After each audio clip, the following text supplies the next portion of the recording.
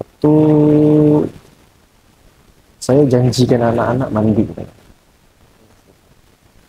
mau berenang kan. Wah, berenang mati saya sudah di sana, aurat buka semua, ya kan? Tapi udah janji, tapi istri saya kalau kamu udah janji nggak boleh mencari, ya. Saya bilang jangan, semoga Allah udah. Sampai di sana tidak mungkin kebetulan. Saya yakin tidak mungkin itu kebetulan. Sampai di sana semuanya santri sama santriwati. Ada acara di situ. Semuanya pakai kerudung. Mandi di situ berenang sama anak-anak saya. Demi Allah. Walaupun saya bisa melihat Nabi dari jauh, saya udah sayang. Melihat bentuknya udah apa ya saya. Mudah-mudahan bisa nanti di akhirat saya bisa melihat Nabi walaupun dari jauh. Karena kita nggak pernah berharap itu di dekat-dekat Nabi kan. Pada satu hari saya mimpi, saya mimpi dengan Rasul. Ketemu dengan Rasul. Saya bertemu dengan Rasulullah. Rasulullah duduk di satu meja panjang. Ramai dia lagi enak. Di depan ada satu orang yang jaga. Ada yang jaga di depan, duduk di depan, bagian depan gitu. Saya lewat. Jelas. Dipanggil sama Rasulullah. Dipanggil. Sebut nama saya. Pertama kali saya ajak dia bangun, yuk kita sholat, bilang. Jadi saya pelan-pelan ikut dia sekali, 2 kali. Kok makin sholat, semua rasa isi hati saya tuh kangen sama orang tua tuh makin rasanya lega gitu, disampaikan apa isi Al-Fatihahnya, kayak oh kok lain ya rasanya gitu kan.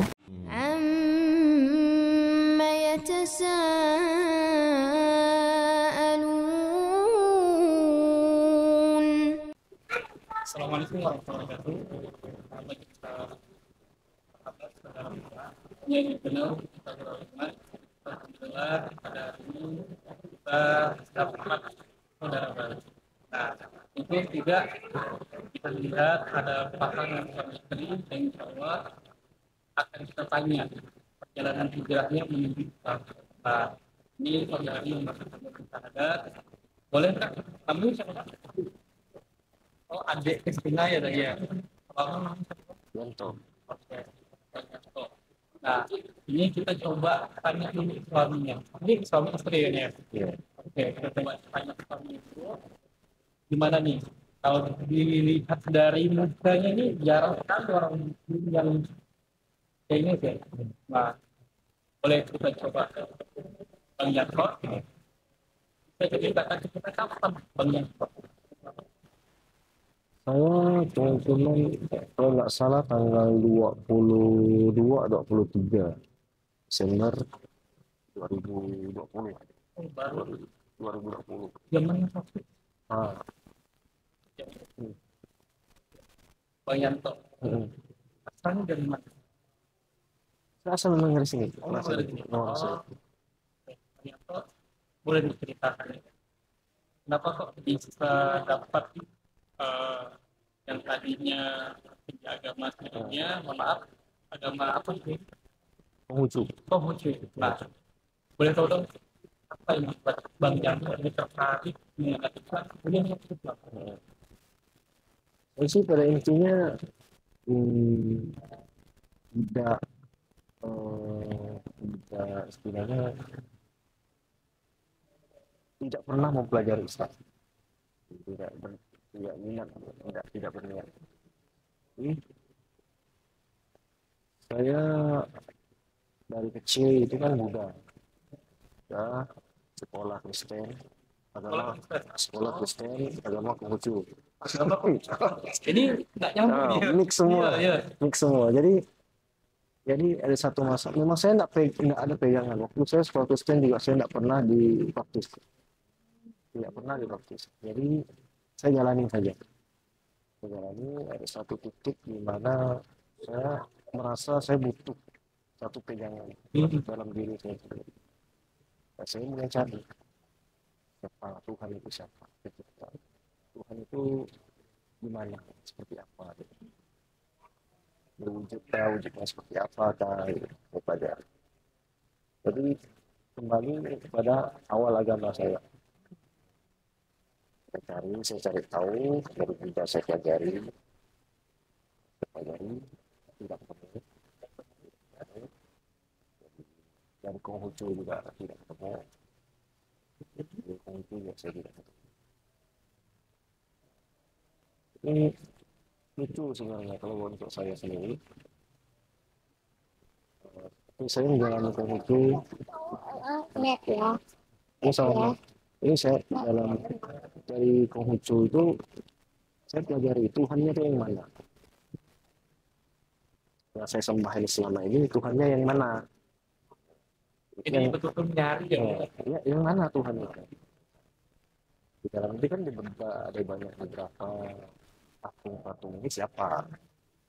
Setelah saya dalami patung-patung ini rupanya tokoh masyarakat. Tokoh masyarakat yang memang dari zaman dulu itu punya andil lah, punya kekuatan yang memang istilahnya orang soleh dari zaman dulu kan, orang yang ditinggikan. Tapi bukan Tuhan. Yang mana Tuhan? Ada satu Tuhan. Tidak ada wujudnya di situ. Tidak ada wujudnya, tidak ada patungnya. Tidak ada.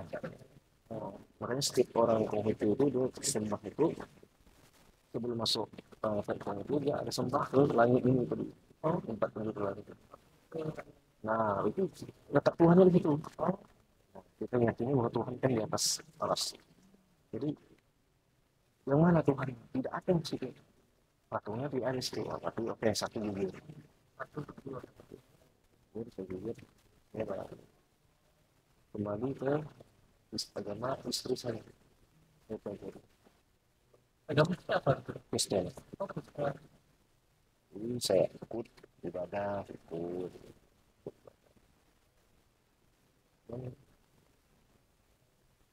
Ajarannya ya bagus di dalam Alkitab ini, tapi tidak dicontohkan,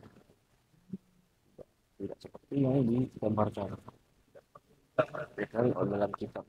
Kalau kitabnya berarti kitabnya saya pelajari sampai habis.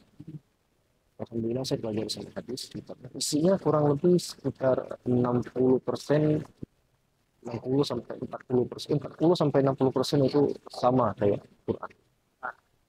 Sama kan. Jadi saya pelajari bahwa setahu saya Nabi Isa itu punya satu Tuhan namanya Allah kan. Saya tahu Allah yang siapa. Ini cari ini coba pelajari Islam. Timbul di dalam hati saya itu untuk coba suruh kamu baca Quran. Kamu baca Quran. Masih ada Qurannya bahasa Arab semua kan? Iya. Ini saya download dari HP. Oh, dari HP. Belajar terjemahannya saya download dari HP. Saya pelajari pelan-pelan. Lalu ini sama, Tuhannya sama. Oke, ini ketemu Tuhan yang sama, ajarannya beda. Siapa Nabi Muhammad? Cari tahu tentang Nabi. Cari tahu tentang Nabi. Tapi sampai tentang ini Nabi benar-benar Nabi. Nyeri Nabi. Jadi bukan orang yang mengharapkan kekuasaan. Tapi ini betul-betul Nabi. Kehidupannya juga kita tahu kan, Nabi sendiri kehidupannya seperti apa kan, gitu kan. Saya pelajari, kita timbul ada satu dalam hati saya, timbul satu dorongan yang luar biasa, yang sangat tidak bisa ditahan. Saya cerita ke istri saya, ibunya saya bisa saya cerita. Juga saya umur sudah kemarin 30, saya harus punya satu pegangan. Pilihan saya ada. Kalau tidak Kristen, Islam. tetap ya. Nah, ya tidaknya santai orangnya, Santai. santai aja. Gitu. Kalau nggak terus bukan dua itu saja. Jadi udah selesai itu dia nggak tanggap, maksudnya dia responnya biasa saja. Jadi setelah berjalan waktu saya belajar sholat itu apa, sholat itu seperti apa, gimana sholat itu, sudah jalannya semua, itu mulai satu dorongan itu harus izin ke orang tua, kamu itu memaksa, langsung izin, saya shock dulu kan, saya ya kepala dengan lain, ini enggak, ini yang sampai, jadi terserah, tapi ya terserah, tapi dengan catatan kalau kamu fanatik, Oh, ada catatan. catatan kalau kamu fanatik, saya nggak bisa anggap kamu sebagai anak. Jadi saya yakin bahwa kita yakin agama kita benar. Oh oke, gampang itu. Setahu saya Islam juga punya itu tidak ada kekerasan yang saya. Jadi jalannya seperti biasa, saya tetap seperti biasa di rumah. Jalan dia perhatikan. Belum izin sama bapak nih. Belum tahu. Ini penasaran ya. Oh, udah jalan waktu. Dan terus pas timbul lagi satu. Itu pas bapak saya pulang sakit dia. Disuruh izin lagi. Saya tahan. Nggak usah. Tapi nggak bisa. Dorong terus. Ada dorongan. Oh, kuat. Sangat kuat. Istri saya kan marah. Dia bilang, ini bapak lagi sakit loh. Dia bilang, kalau kamu ngomong ini, apa enggak? Saya tahan. Dan betul juga kan sakit. Lama saya udah nggak boleh sih, nggak boleh. Tapi nggak bisa ditahan. Jadi ada perkataan dalam hati saya. Kamu ngomong saja. Sisanya. Jadi pas saya ngomong, saya bilang nggak nulis apa. Jadi nggak ada respon apa-apa. Hanya ya begitu aja. Kemudian ini bapak saya kan orang keras. Kemudian ini ademnya. Tapi memang ada beberapa Allah.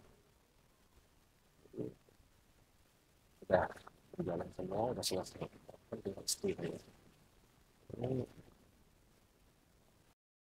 banyak yang ketemu orang-orang yang istilahnya yang alirannya agak ekstrim. Ya. Jadi ketemu, oh nggak boleh itu istrinya kalau itu nggak boleh haram.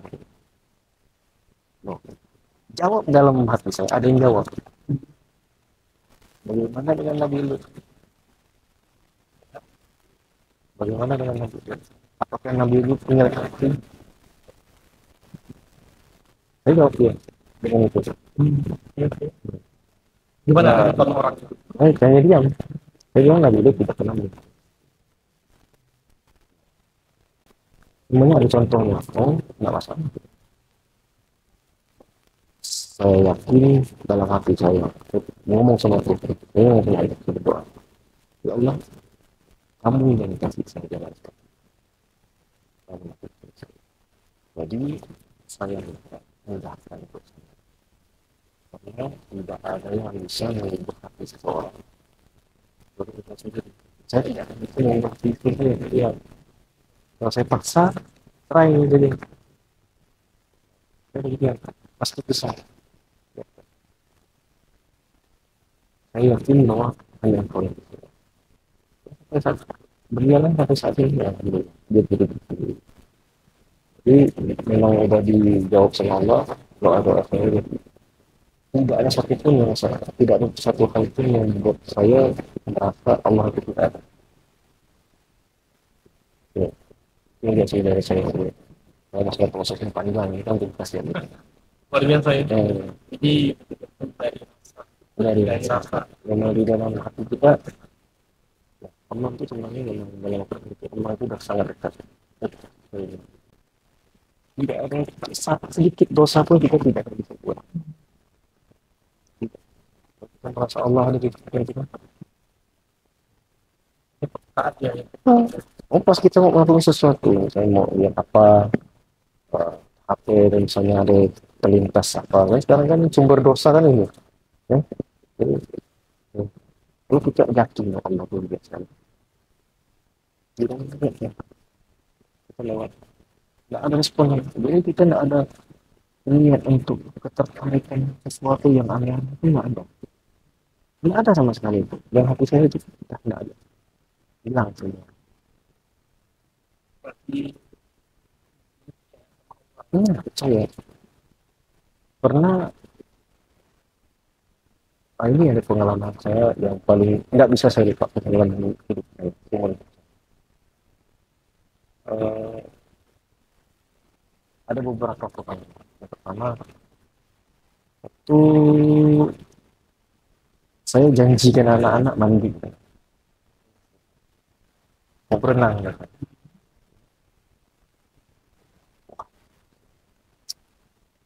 Berenang.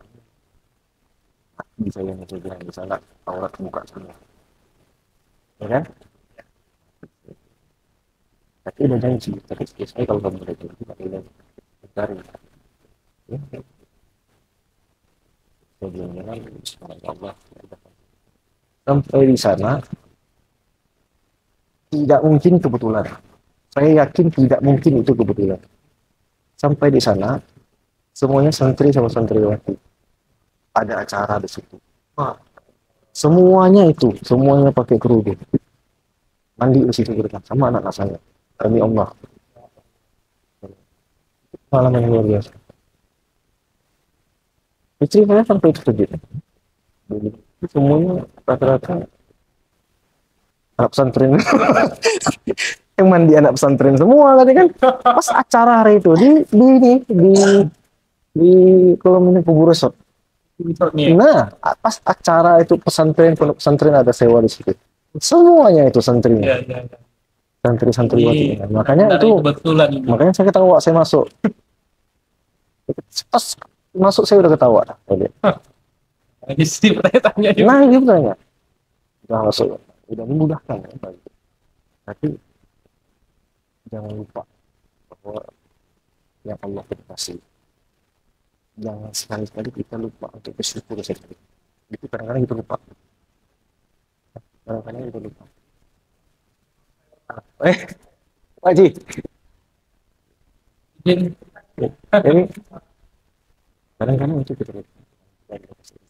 Walaupun sedikit, 10.000, 20.000, maka saya melihat sering lihat postingan orang itu, misalnya kayak ulama-ulama besar itu ketemu Nabi, ketemu dengan Nabi, ketemu mimpi misalnya, luar biasa, dan mimpi orang-orang seperti ini ya. Udahlah, jangan terlalu berharap saya gitu. Tidak mungkin Nabi mau ketemu dengan yang seperti kita, bukan tidak mungkin sih, tidak pantas kita bertemu, berharap aja kita tidak pantas. Saya tanamkan dalam hati saya, tapi kita tidak. Walaupun saya bisa melihat Nabi dari jauh, saya sudah sayang. Lihat bentuknya apa ya Krisnya, menemukan bisa bantu di akhirat saya bisa melihat Nabi walaupun dari jauh. Kita nggak pernah berharap itu di dekat-dekat Nabi kan. Pada satu hari saya mimpi, ini mimpi dengan Rasul. Sudah saya ketemu, saya bertemu dengan Rasulullah. Rasulullah duduk di satu meja panjang, ramai dia lagi. Di depan ada satu orang yang jaga. Ada yang jaga di depan, duduk di depan, bagian depan gitu. Saya lewat. Jelas. Dipanggil sama Rasulullah. Dipanggil. Sebut nama saya. Dalam mimpi saya waktu itu, saya nggak tahu, tapi saya manggil. Ada apa ya Rasul? Dia ngomong gitu. Ada apa ya wahai Rasulullah? Ini gitu. Saya di dekatnya seperti ini. Besok ingin saya makan. Rasulullah lagi makan. disuapkan Bang, disuapin Bang. Saya sampai sekarang demi Allah saya masih ingat apa yang disuapkan dari saya dan rasanya seperti apa, saya masih ingat sampai sekarang. Cuman yang saya tidak ingat wajah Rasulullah, tapi saya ingat Rasulullah senyum sama saya, dia suapkan saya makan, itu roti, dia roti sebesar ini, itu bentuknya seperti roti canai, seperti roti canai, tapi rasanya manis, manis sekali. Dan manisnya bukan kayak gula, dia manis, bukan manis, lain manisnya. Rasa saya, saya makan, disuapin, saya mau pegang, saya mau cium, saya bilang jangan cium, makan, saya habiskan, saya. Tapi situ saya sadar, itu saya pas saya noleh ke tempat lain, saya sadar langsung, saya sadar. Terus saya terus saya duduk nangis, nggak tahu kenapa langsung nangis nangis. Ya, itu satu jawaban dari Allah bahwa kita tidak ada hal yang tidak mungkin, tidak ada satu hal pun yang tidak mungkin kalau kita memang benar, kita benar, kita pengen, benar-benar pengen kita, benar-benar pengen, yang hati kita benar-benar pengen, itu sampai. Ini tidak ada yang saya ragukan dari Allah. Saya pernah ngomong sama istri saya bilang, saya nggak pernah peduli dengan hal harta dunia ini. Bagi saya itu semua performa. Nggak ada. Ini artinya manusia itu nggak perlu uang itu bisa hidup. Nah, jangan kita tanamkan bahwa kita nggak ada uang nggak bisa hidup. Salah kita. Jadi hidup itu cuma untuk apa sih, minum makan ya? Oh, kita nggak cara memang kita yakin rezeki Allah itu datang dari mana saja dan rezeki kita sudah ditetapkan. Walaupun kita baring di dalam kamar, itu akan datang. Karena saya udah rasakan sendiri. Kadang-kadang misalnya ada suatu saat nggak mau apa-apa, tapi pengen sesuatu, ada yang ngantar ke saya. Itu sudah saya alami. Jadi tidak ada sakit ini saya ragukan dari Allah. Tidak ada sakit ini. Paling terkabulkan ya, gitu kan. Ya biasa malam-malam ya namanya doa tahajud katanya insya Allah dikabulkan. Nah, jadi saya pelan-pelan dari situ saya belajar buka hati saya. Semua agama itu baik ya. Tapi sekarang yang dituntun Tuhan sama kamu tuh, kamu ikut ke agama mana? Nah, yang sekarang berdiri tegak di depan kamu itu suami kamu, imam kamu yang dampingi kamu. Jadi kamu nggak ada salahnya ngikut ke dia gitu. Nggak ada, saya belajar. Akhirnya pertama kali saya ajak dia bangun, yuk kita sholat, bilang. Jadi saya pelan-pelan ikut dia sekali, 2 kali. Kok makin sholat, semua rasa isi hati saya tuh kangen sama orang tua tuh makin rasanya lega gitu, disampaikan apa isi al-fatihahnya, kayak oh kok lain ya rasanya gitu kan.